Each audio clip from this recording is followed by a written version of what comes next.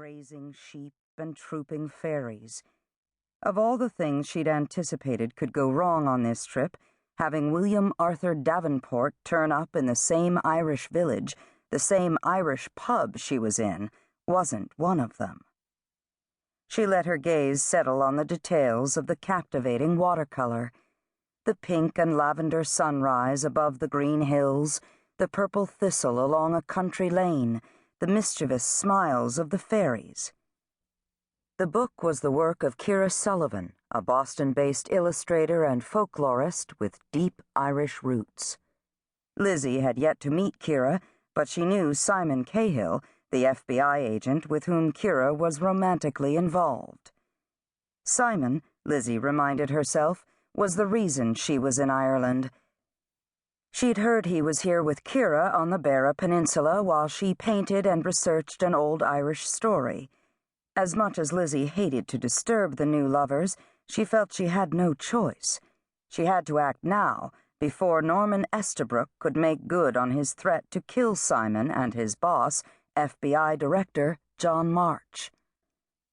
Norman would kill Lizzie, too, if he discovered the role she'd played in the FBI investigation into his illegal activities over the past year, culminating in his arrest 2 months ago on suspicion of money laundering and providing material support to transnational drug traffickers.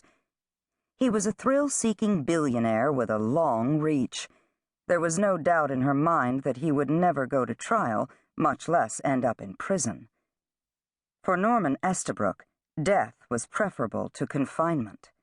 He was under arrest now. He'd given up his passport, posted a huge bond, and agreed to stay on his Montana ranch under electronic surveillance. But it wouldn't last. There was talk he was about to cut a deal with federal prosecutors and walk.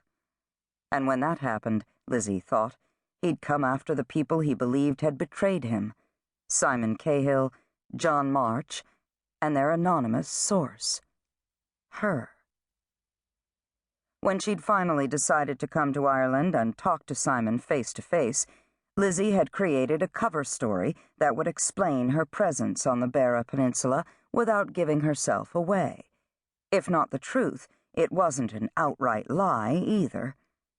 She simply hadn't counted on Simon's handsome, dangerous British friend turning up in Ireland, too. She had no desire to pop onto Will Davenport's radar. Lizzie decided she wouldn't mind being a tiny fairy right now, or a shapeshifter. Then she could turn herself into an ant. An ant could disappear into a crack in the floor and not be noticed by the man at the bar. She'd done her research. Will Davenport was the younger son of a British peer, the Marquess of something. She couldn't remember his exact title. Peter, Will's older brother, managed the family's 500-year-old estate in the north of England, and Arabella, his younger sister, designed wedding dresses in London.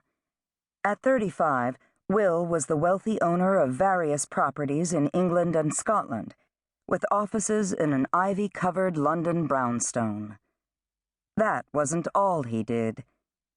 2 years ago, supposedly, he had abruptly abandoned his career as an officer with the Special Air Service, the SAS, to make his fortune.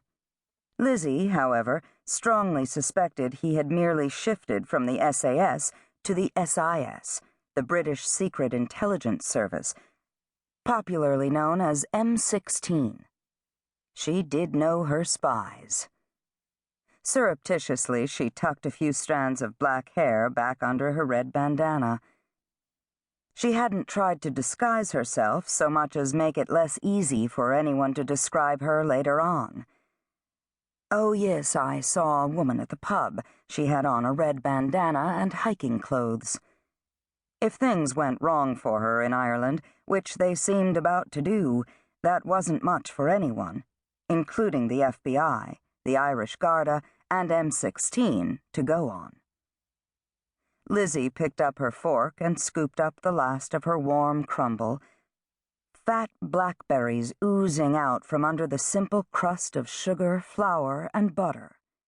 She sat with her back to the wall, facing out into the pub.